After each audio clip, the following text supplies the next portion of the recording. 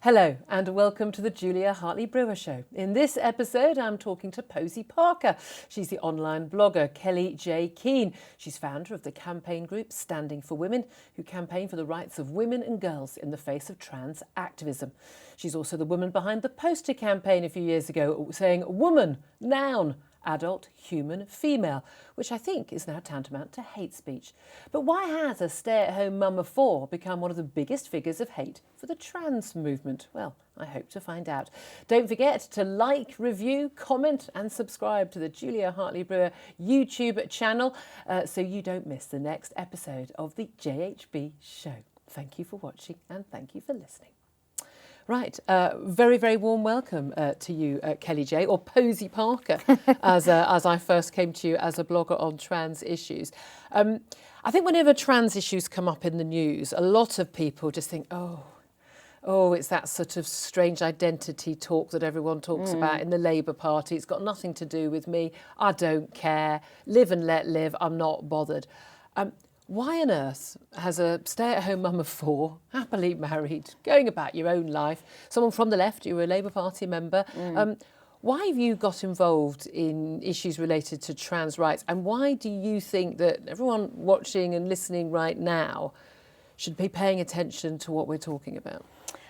Because it's quite an insidious movement and it's penetrating almost every aspect of our lives. Whether it's our health service, our police service, our judiciary, it's absolutely everywhere, and it threatens the rights that women already have and children. So you've been accused of being transphobic. I've been accused of being transphobic. Are you transphobic? I think you're transphobic even if you recognise that women don't have penises. I mean, that's a disgusting thing to say. That'll never catch on. So I think probably by the current understanding of transphobia, yes, I am. But do I... As indeed, probably, what, 95% of the population? I would think so. If you're watching this right now, you're transphobic, basically. Yeah, absolutely, if you're not But in terms of what we mean by, do you have a hatred of people who are trans? Do you have a fear of people who are trans? No, I have the same judgments on people for their character. Whether they're trans or not. Yeah, it's okay. So let's establish that. That's the thing. You've been accused of sort of waging war on trans people, whereas I would say you are waging war on trans activists. Those aren't necessarily the same group of people. And in your campaign has all been about not anti-trans as opposed to pro-women and pro-girls. Yeah. And this is where I first came to hear of you back in 2018 when you put up those posters, certainly at the Liverpool Labour Party conference, saying, again, very simple thing, woman, noun, adult, human, female. Until I think 2 or 3 years ago, no one would have questioned that. No one in the mainstream would have questioned that. No. And now we're in a situation, which is one of the reasons I wanted to speak to you today, where we've got the 3 candidates remaining in the Labour Party leadership race, and no doubt all the others who'd stood would have signed up to this too, have agreed to sign a pledge in which they've agreed that people should be expelled from the Labour Party as transphobic unless they accept that trans women are women, trans men are men, and that basically your sexuality, not sexuality, your gender, your sex is a matter of opinion and a state of mind rather than a biological fact that is recognised by everybody else. If you don't accept that, you're now transphobic, which I think for most people is in Big Brother kind of thought police territory. I think that when the Labour Party came out with that nonsense, I think I was quite gleeful because I've understood what's going on with the Labour Party and this sort of momentum or bromentum and how it's been really taken over by quite a sinister bunch of people, I think, and very authoritarian. And you say this as someone with a background in the Labour Party. Yeah, I've voted Labour my whole life. And so I was quite pleased because it really does bring it to the fore. But it's also equally incredibly sinister and a bit pathetic that they've all signed up. A bit sort of, how on earth could you lead the country if you're signing something like this and you're either easily duped, you genuinely believe what you've signed. Is that scarier? I think that's scarier. If you genuinely, I mean, for instance, Dawn Butler, who is one of the deputy leadership candidates, She has gone on television recently and said that children are born without a biological sex. I mean, you've got 4 kids, I've had 1. That's news to us. I can remember very specifically a child came out and I was told it was a girl. And lo and behold, it was a girl. And she is still a girl. Well, I wonder where the investment is there, like why she would say that. And that's either because she believes it or because it's good for her career to say it. Because in their world, it matters. Now, this is the thing. This is where I really want people to watch this, share this with their friends and their family and colleagues. Well, you probably get sacked if you share it with your colleagues. But that's the reality these days. But the importance of people discussing this in the mainstream and not a bunch of party activists at Labour Party conference or at some sort of, library meeting of trans activists or feminists on a Wednesday night on a rainy day in March. These are issues that a lot of people think are just on the pages of The Guardian. They're not. They're issues that are going to affect real women in the real world and real girls as well. And this stretches from who's allowed in the girls' changing room at school, who's allowed in the women's changing rooms, who's competing in women's sport, women only shortlist in the Labour Party, where apparently men are allowed to be on those now. And we're talking also about rather more serious issues in terms of women's refuges and women's prisons as well. There's so much to go through, but let's just go back and sort of start at the beginning about how you got involved in all of this, because we are in a sort of a state of flux when it comes to freedom of speech and saying things. How did you first get involved in this and start becoming a target for the trans activists? Well, I first started getting involved in this in online groups, and I would raise a question. So after I'd been burned in this group where I'd basically said to someone, "Are you sure you identify as a woman?" And then I'd been absolutely roundly attacked by him and also by lots of women coming to his defence. And this was a trans woman, a biological man. Yeah. It was nasty, really nasty. And so then simply for asking a question. Were you being abusive or no? I mean, I probably was quite cross then and a bit sort of. I was taken aback and I just thought, we're not allowed to talk about this. So then I really want to talk about it. So in my Labour Party Women's Forum, I asked the question, does my 11-year-old daughter have the right to use a female-only changing room and not see an adult penis? Yeah. And the responses to that were, you're a bigot, you're transphobic, your daughter's clearly a pervert. And it was just... You were sort of, wow, what happened there? Crazy. So something that has been absolutely the norm for decades since women came out of the home, suddenly now something that makes you a bigot. Yeah. It's that expectation. Despite the fact that, again, most people watching this right now, dads, mums, and most men who haven't got children, I think, would still go, I don't want to be in the same changing room as an 11-year-old girl. I would be horrified that I'd make an 11-year-old girl feel uncomfortable. Yet we're in a situation now where we are fighting for the rights of women to, go to Topshop changing rooms and not have an adult man in there. Vulnerable women often who go to prison. Yeah, they've committed crimes. They're behind bars. Often women who are behind bars are women who have had experience of abuse from a partner or a father figure over the years. And we've seen male prisoners transition, claim they're transitioning so that they can go into women's jails, and even seen a court case as well of this. We'll go into all of that because those are some of the more serious cases. But when it comes to the everyday life that we all lead, just how we go about a normal daily life, lots of people would say, why does it bother you? If a man wants to, wear women's clothes, have electrolysis, have medication, I don't know, have his bits chopped off and have a vagina made from the inside of his penis, whatever it is, what's it got to do with you and why does it bother you? Well, none of those things bother me. It bothers me when my right to a female-only space is threatened. It bothers me that the British police can now, if a policeman identifies as a woman, even if he's had no transition whatsoever, but he could be 6 foot with a beard. Absolutely. He can intimately search me. And if you go to a police station and you're as a woman, you would have a right to be searched by a woman. Yeah. If he identifies as a woman, yes, he has a right to search you. And if Yes. you complain, you're transphobic. I would be transphobic. Now, in those situations, a prisoner or a suspect is allowed to refuse. But there's not too many vulnerable women who are in that position that would know that they could refuse that person searching them. And more sinister is I get quite a lot of emails, or perhaps not more sinister, but as sinister. I get quite a lot of emails from women who work in airport security. Yeah. And one instance, there's a man who dresses as a woman for work, and he puts little bits of metal, because what has to happen with airport security is they have to be searched by their own, and they have to go through the scanners, because obviously they would be a security risk.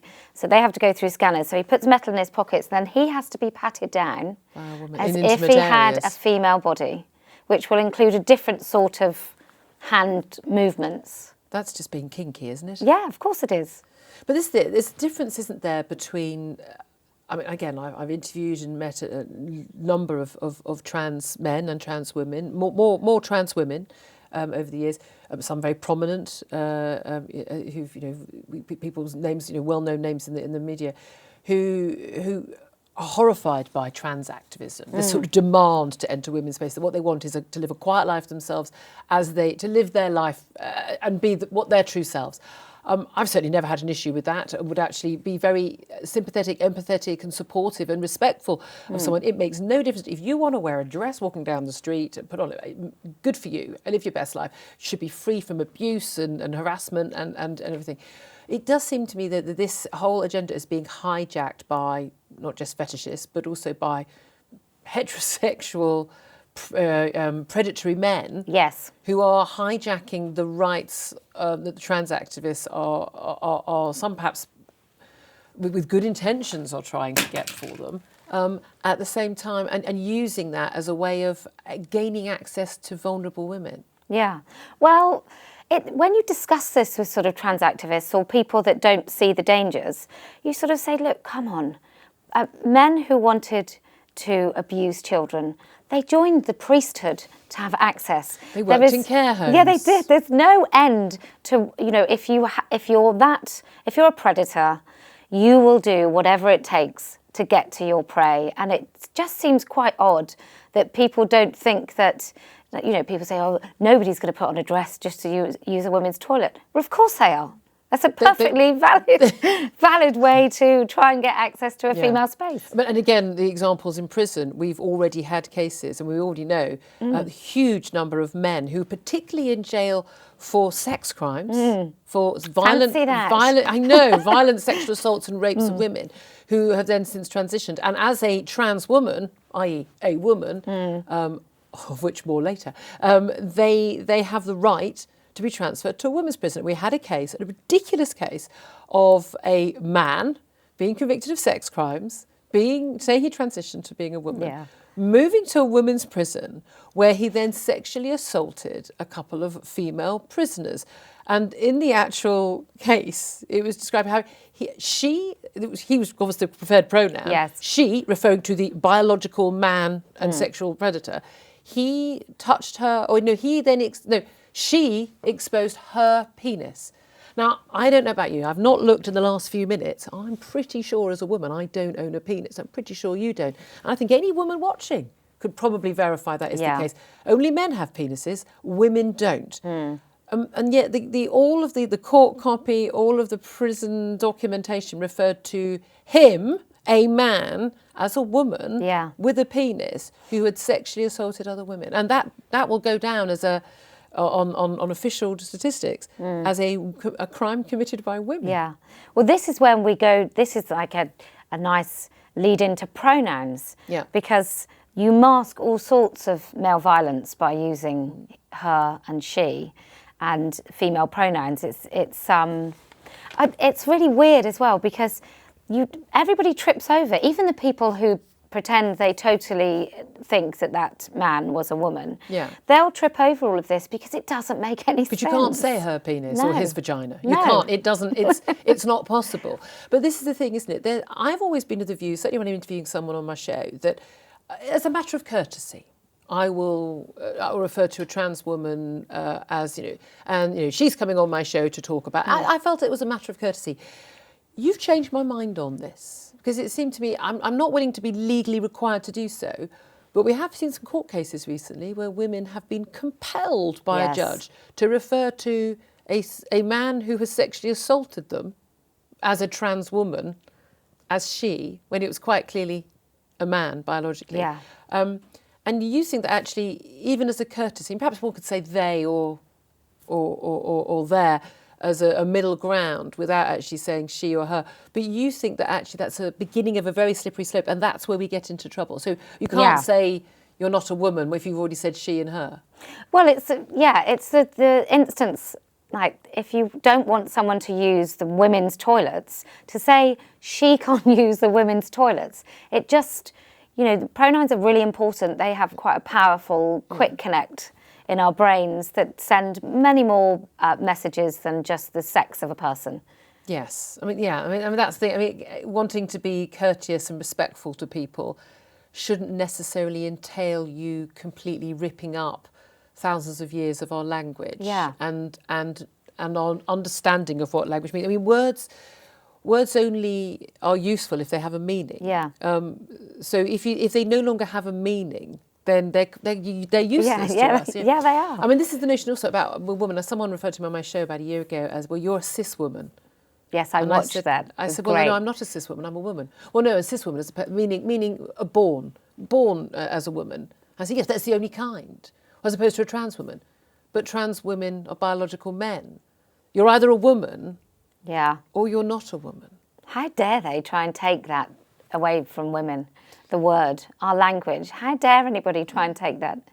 But this is the thing. I mean, Douglas Murray wrote about this in his new book, which is tackling a lot of these issues. This idea that that you're born gay, and that your sexuality is born. And again, I think the evidence is still being brought about on that. Certainly, something that would seem to me to be very likely. I certainly don't have any issue with it. I think I was born straight, so I don't see why someone wouldn't be born gay. And that people who are trans are born in the wrong body. So they've got the brain of the body, or brain of the sex they want to be, but women aren't born women. Being a woman is somehow a state of mind. I don't know, an opinion, a choice. In which case, what are we? Are we anything? I think we're just right. Or are we just sort of non-men? Are we just men who haven't decided they're not men yet? I don't know. I think we're non-trans women. That's what we are. I've been called that before. A non-trans woman, as opposed to the other kind. Yeah.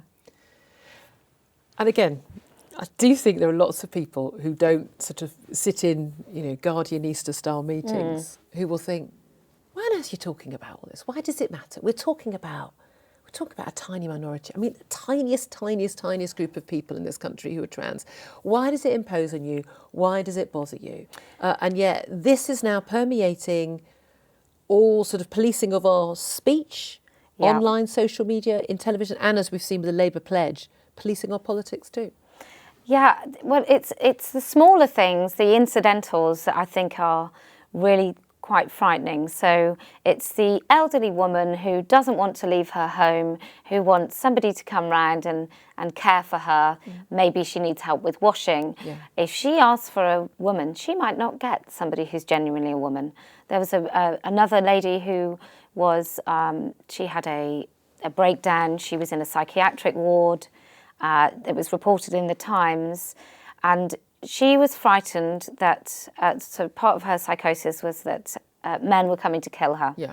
And in the ward was a trans woman that she saw as a man, and she expressed her fear to the nurses, who wrote on her notes that she was a transphobic bigot.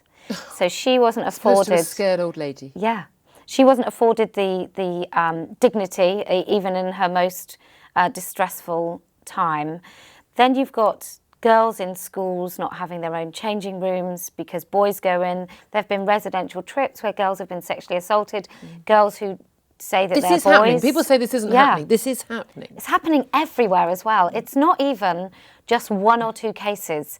If you talk, which I routinely do, I'm the woman that talks too much at any given moment. Yeah, right back at you. And if you talk to anyone, they'll go, oh yeah, I know. Everyone knows someone. Yeah.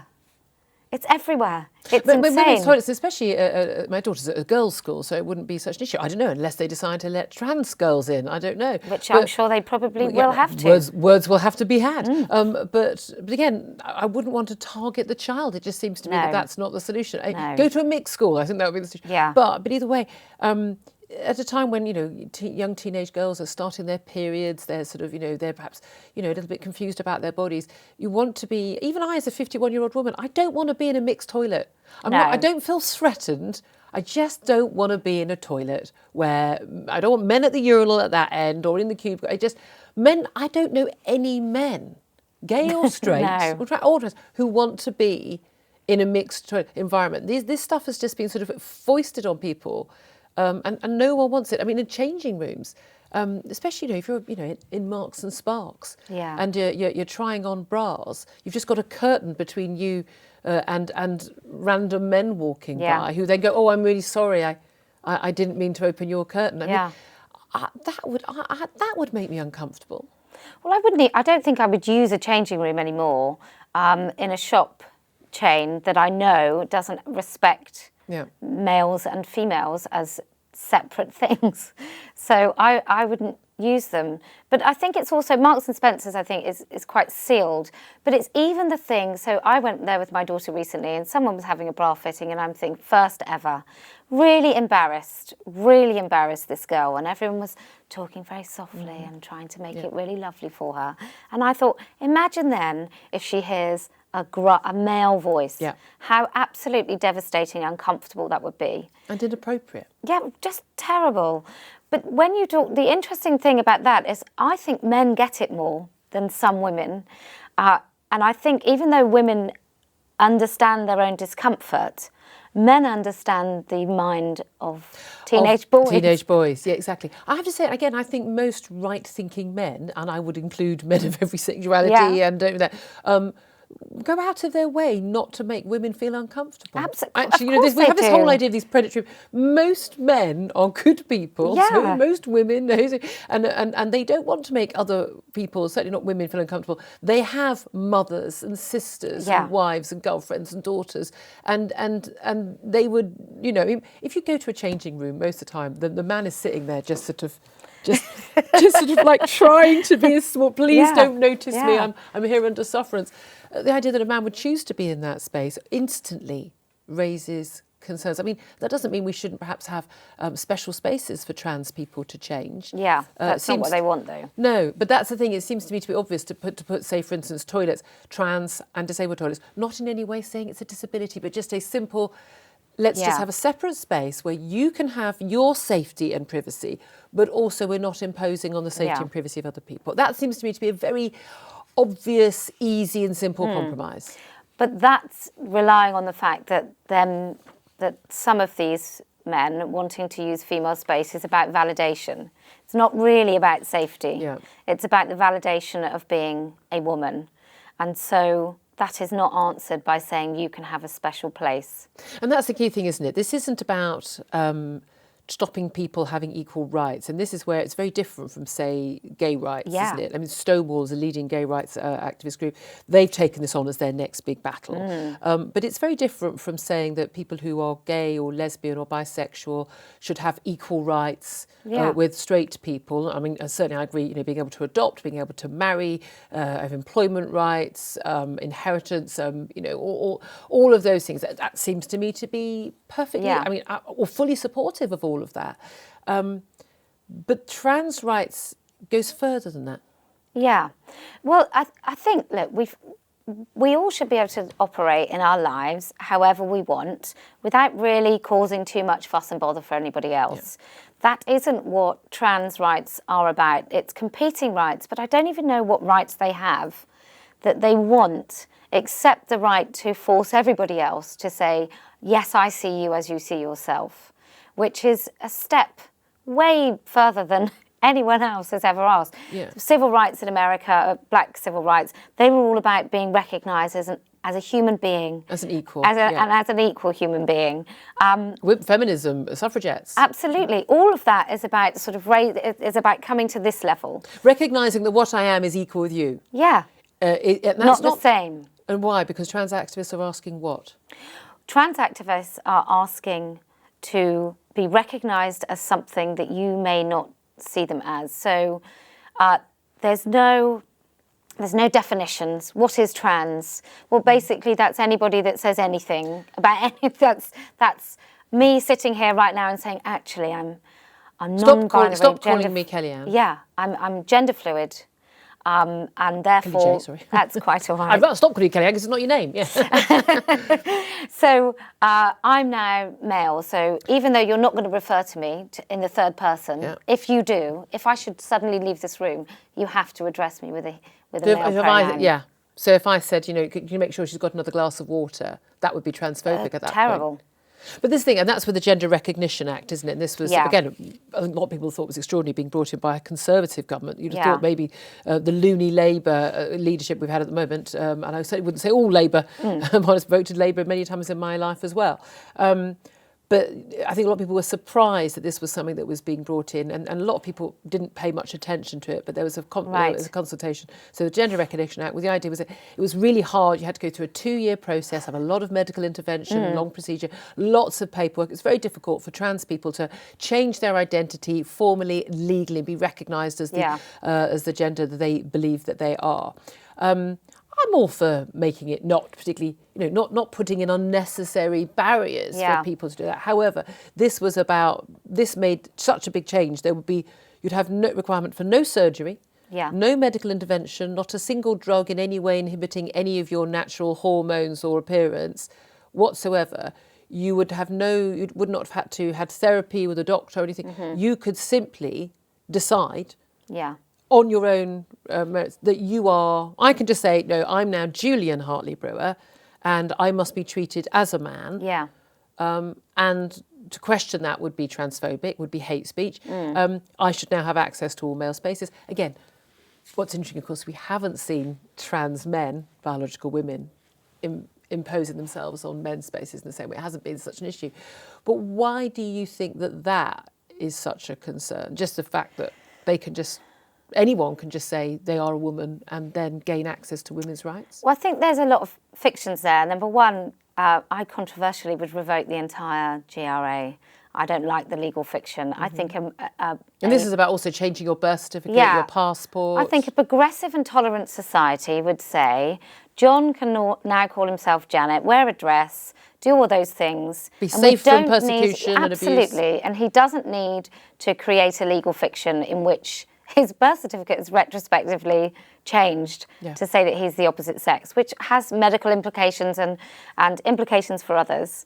So that's one thing. Two, I don't think I find it very odd that the Conservatives would change the gender recognition sort of the process, because that's so difficult. And actually, I don't think it is. You need you don't even have to go in front of a panel. It should be a long transition, should it not? Should really.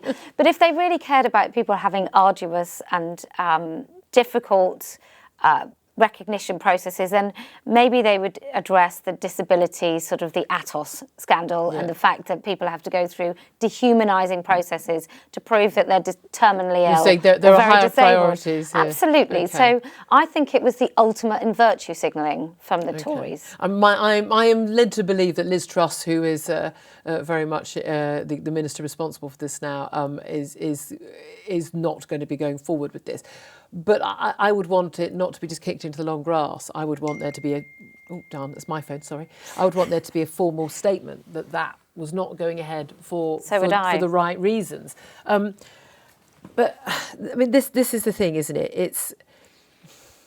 It starts getting complicated when you're talking about the competing rights.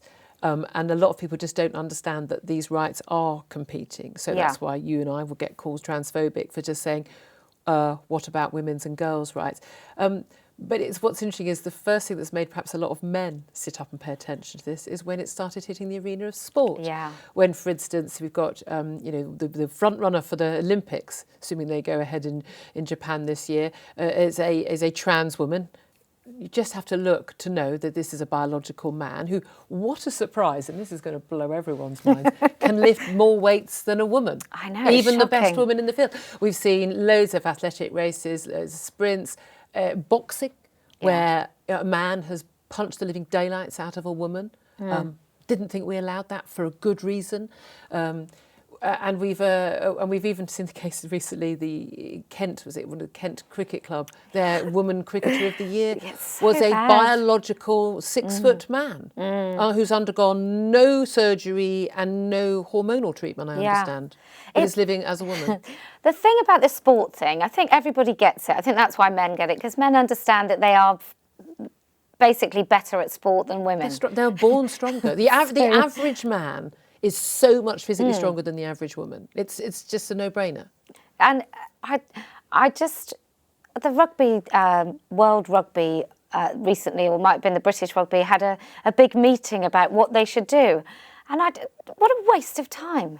What you should do is not allow biological men to play rugby with women. Full stop. End of discussion. It's just not going to happen. It's a danger. It's ridiculous. But this is the thing, is again, when it's contact sport even more so, then it's about physical safety of women. And again, you wouldn't put a heavyweight boxer in with a featherweight boxer. You wouldn't, because that would be dangerous. It would be unfair. It's not a fair fight. And that's the point. I think when it even just comes to football or cricket or the non-major contact sports, where perhaps you haven't got the same physical, it is about fairness, and a lot about sport. It is about. That's why people are anti-drugs. Yeah. So you're this massive big fight about athletes not being able to take drugs to improve their performance, but then you're going to allow in a whole collection of biological men who, by definition of being born a male and living their life as a male, going through puberty as a male, the muscle density, the testosterone levels, the sheer physical strengths they have, will by definition be better. Yeah, I think we've got to be really careful with the puberty when, and I know some of the elite athletes have talked about it as well, but that is kind of paving the way for, if we block these poor children's puberty, these boys, then they can compete.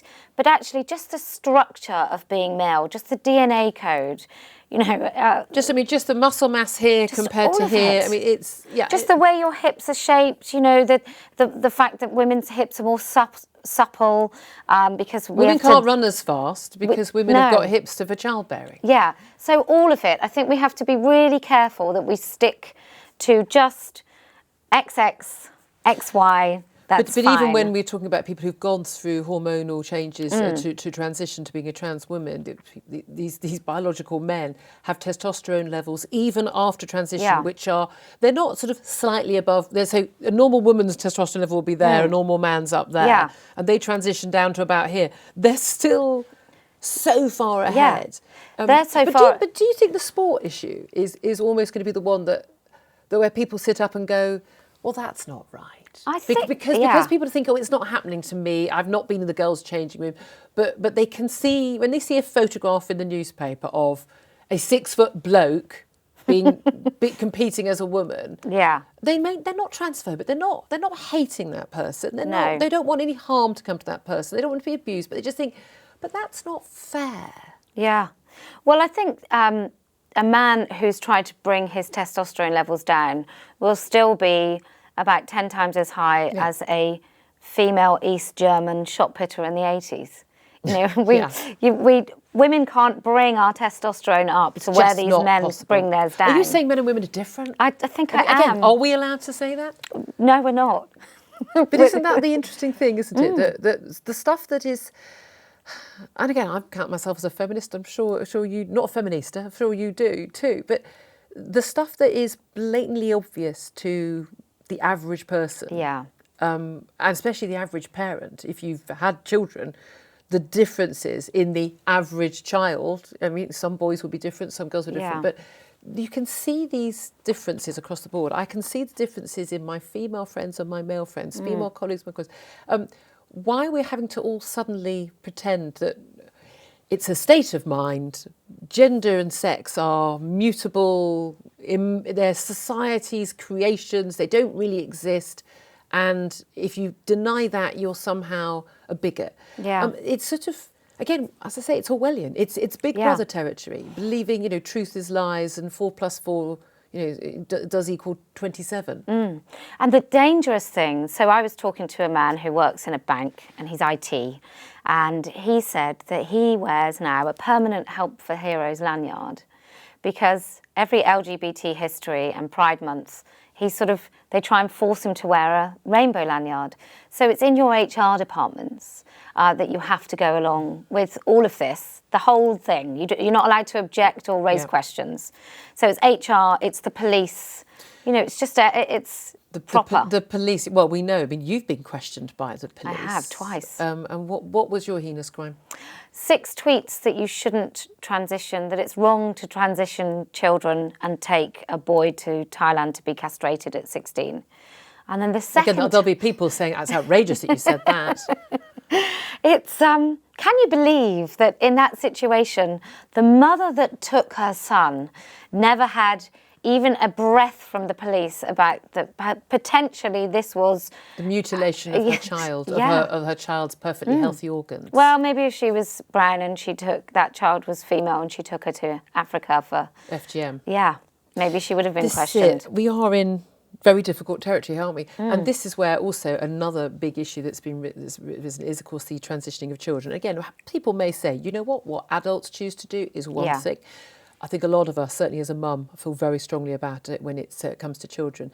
The Tavistock Clinic in North London is facing now a court case, and I think, from a couple of people who transitioned through their clinic, and I think not before time. We know that. I mean, 35 senior clinical staff at Tavistock have chosen to resign in the last couple of years because they're so concerned at what's going on there. This is the biggest transgender clinic in the UK. Although nothing compared with what's going on in the States, as you hinted out earlier. But there are 2 people bringing cases, but one in particular is a 23-year-old biological woman who is bringing a case. This is Kira Bell. She's taken the Tavistock and Portman NHS Trust to court over the treatment she received for gender dysphoria. So she was 16 years old. She identified as a boy. So they gave her puberty-delaying drugs. She says after just 3 sessions at the Tavistock, she said she had no time to sort of question, to doubt. No one gave her therapy, trying to talk her through. She has ended up taking puberty-delaying drugs, testosterone prescribed to her. It's irreversibly damaged her physical and mental health. And she says, look, it was done far too quickly. I was a child. They should have offered me more help, a longer period. And she is now trying to return. She looks male now, beard and everything. She is now trying to return to be a female. But as we know, those gender-blocking drugs are not reversible. No. And also fertility is not reversible. Tell us what is going on in that world where children as young as primary age children are being treated with gender dysphoria. Well, it's the same as everywhere else. So doctors are too frightened. I don't have a lot of sympathy, actually, for any clinicians going along with this. I think it's barbaric. Well, also, their Hippocratic Oath is first do no harm. Yeah, it's just, the whole thing is, it upsets me more than anything else. And I've met some mothers who've watched their children get sort of sucked in by this. So you go along to your doctor. They don't want anything to do with it, a lot of GPs, and why would they? But they know that if they don't go along with it, the parents will accuse them of being transphobic, because often the parents have had contact with certain trans lobby groups that have told them how to play the system. So then they go to the Tavistock. Tavistock are massively overstretched. There is a culture in the Tavistock of affirmation, and it's unquestioning, really. Just basically, you don't question, it's almost like, so if a 13-year-old or an 8-year-old turns up and says, I'm biologically a girl, but I think I'm a boy, to question that in itself is regarded as being transphobic. So you have to, even though this is a form, I mean, it is a form of mental health disorder, of course, isn't it? Because it's we used to call it body dysmorphia, hating your body, being repulsed by your body, your healthy, natural body. That is clearly a mental health issue. Now, whether or not how you treat that is another matter. But in any other area where a child expresses those sort of feelings, you would treat that. I mean, you wouldn't, if someone was if a 13-year-old girl was anorexic and was absolutely convinced that she was fat, even though she was skeletal, you wouldn't say, let's carry on. Let's help you lose some more weight. Let's give you a gastric band. I mean, that would be, you'd be in prison, and quite rightly, if you did that, wouldn't you? Yeah. Well, the affirmation thing is really quite frightening. And I've talked to clinicians who have homophobic parents in the room, or the child is autistic. There's a huge, isn't it? At least a third of the children they think have got serious autism. Like, I would not refer, at this present moment in time, I would not refer my child to CAMHS because they are very much in affirmation. And I know anecdotally, I know quite a few parents whose children have been teetering on something and then have been convinced they're trans after some meetings with supposed professionals who are trying to help them. But it doesn't just take the fertility and the sexual development. The sexual development also, puberty is really important. We don't even understand how important it is and what impact it has on the brain. So sometimes it can affect working memory, which is sort of a symptom of autism. So it can have an impact on that. It increases anxiety. Depression. All of it. All the things it's supposed to help, it just exacerbates, apparently, and masks. So then the child will feel some euphoria about being affirmed and being like a king in their own life. Yeah, taking control. Absolutely, and they can force their parents to use different language and the school and their classmates. So they become quite important in their own lives. But also often, and certainly I know that a lot of YouTubers are very much pushing this as, I was depressed, I was miserable, I was suicidal, and then this solved everything. And then if you've got, if you're a parent of a young child who's threatening suicide, I'm going to do everything I can to keep my child alive. And if that's what they want and it keeps them alive, yes, I'll say yes. And that's the thing. And yet, of course, we know that suicide rates after transition are even higher. Of course, because you don't get where you think you're going. And it doesn't solve everything, but also that actually in the vast majority of cases where you've not seen clinicians pushing this, whether for good, they may do it out of very good reasons. They may genuinely feel, they're doing the right thing, but where that's not being pushed and where people just go through therapy and talking therapy through years, the vast majority of those who've expressed issues about their gender identity go on to live perfectly happy lives in the body they were born in, because that is their body, often living as gay. And that's been part of the confusion perhaps about their body, and also remaining fertile. And I think this is the thing, it's not just the horrible damage that people are doing to these children's bodies, perfectly healthy, beautiful bodies, forever, but also the fact that they're making these children infertile. And how can you at the age of 12 even begin to fathom what childless life would be like? And also, of course, these children often they strip away their sexuality and partially replace it with another sexuality, gender. Sorry, but they don't keep, for instance, the ability to have an orgasm. No, we're sort of big part of people's lives. Well, I wonder if it's symptomatic, really, and a really horrible example of the fact that just think of a photo filter and the fact that all these kids are spending so much time staring in a camera, not with their own face, but with a filtered face. So then they become this thing online that isn't representative of themselves. And it's the same. Their genitals or their body might look like the sex that they feel they might be, but it won't feel like it. It won't work like it.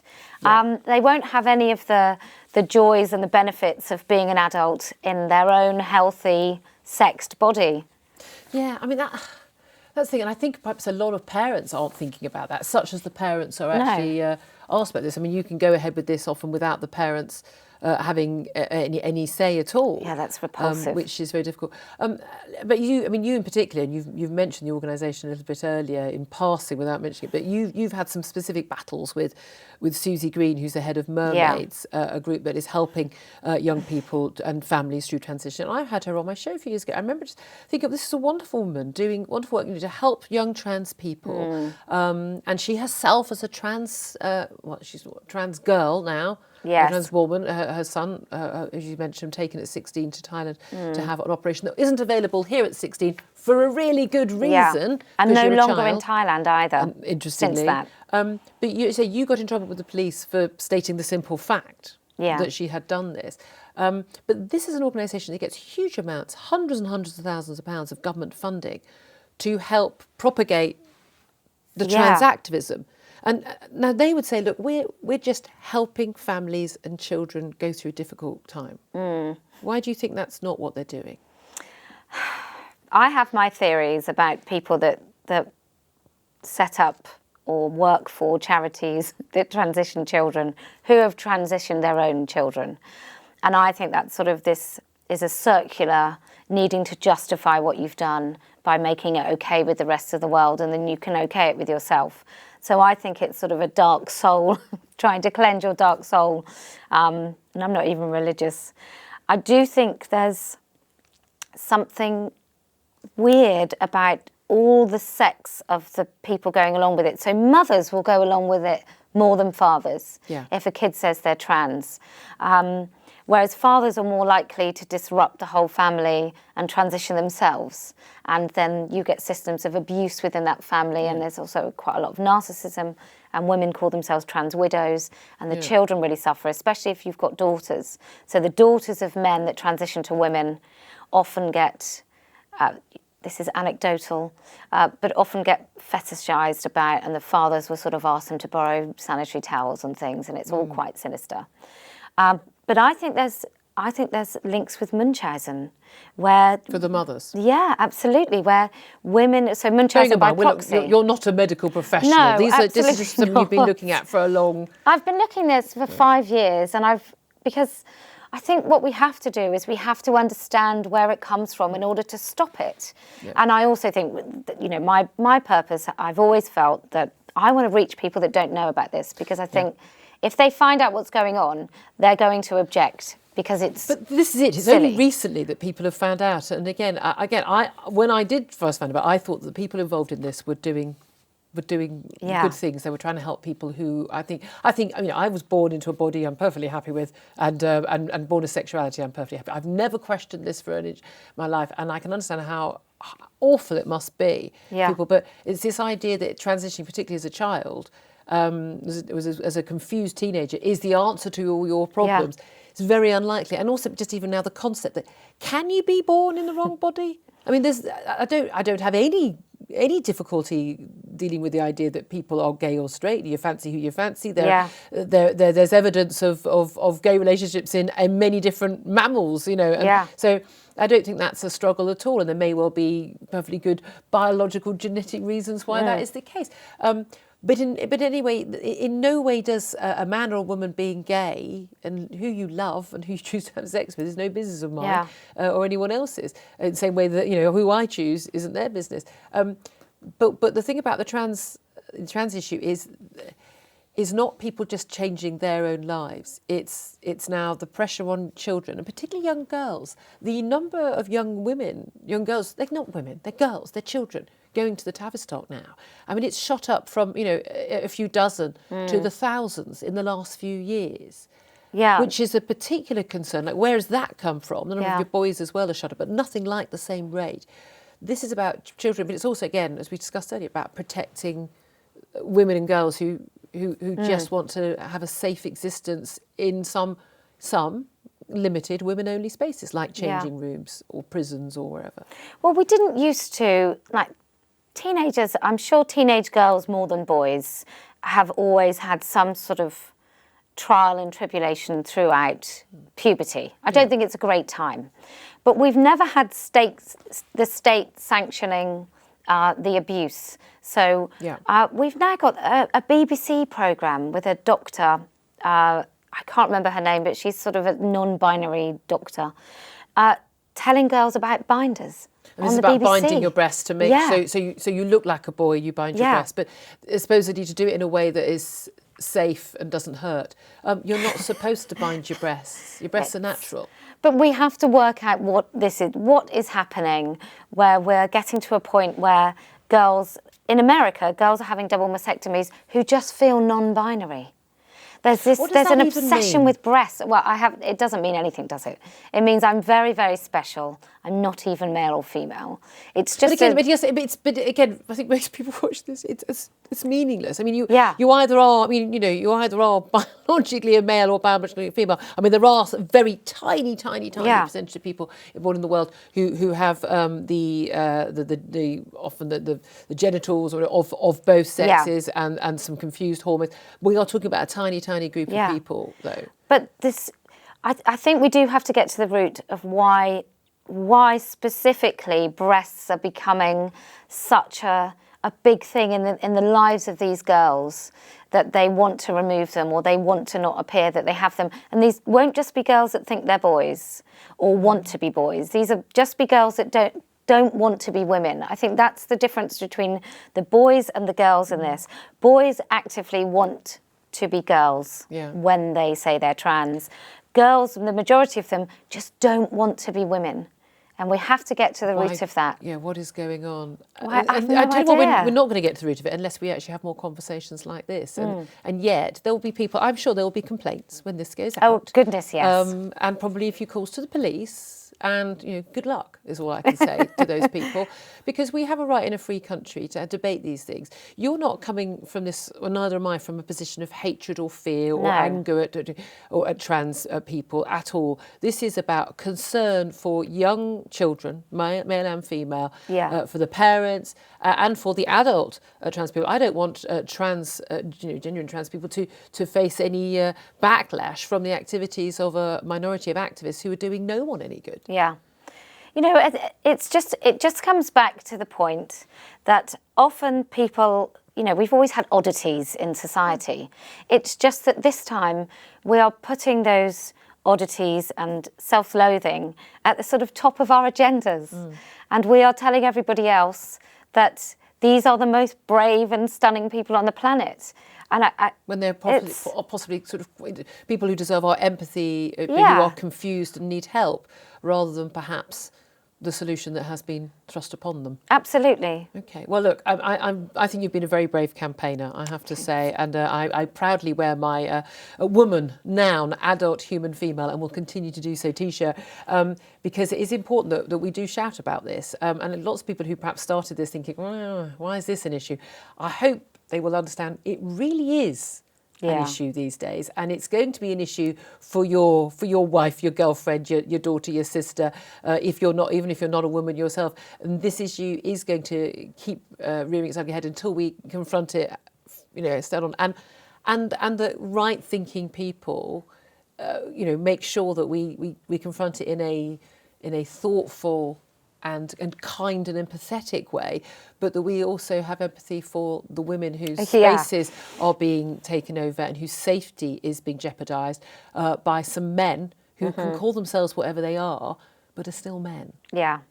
Absolutely lovely to see you today. Kellie-Jay Keen, really appreciate it, otherwise known as Posie Parker. Yes. Thank you very much for talking to me here on the Julia Hartley-Brewer Show. Thank you. Well, if you've enjoyed what you've seen and what you've heard, don't forget to like, review, comment and subscribe to the Julia Hartley-Brewer YouTube channel so you don't miss the next episode of the JHB Show. Thank you.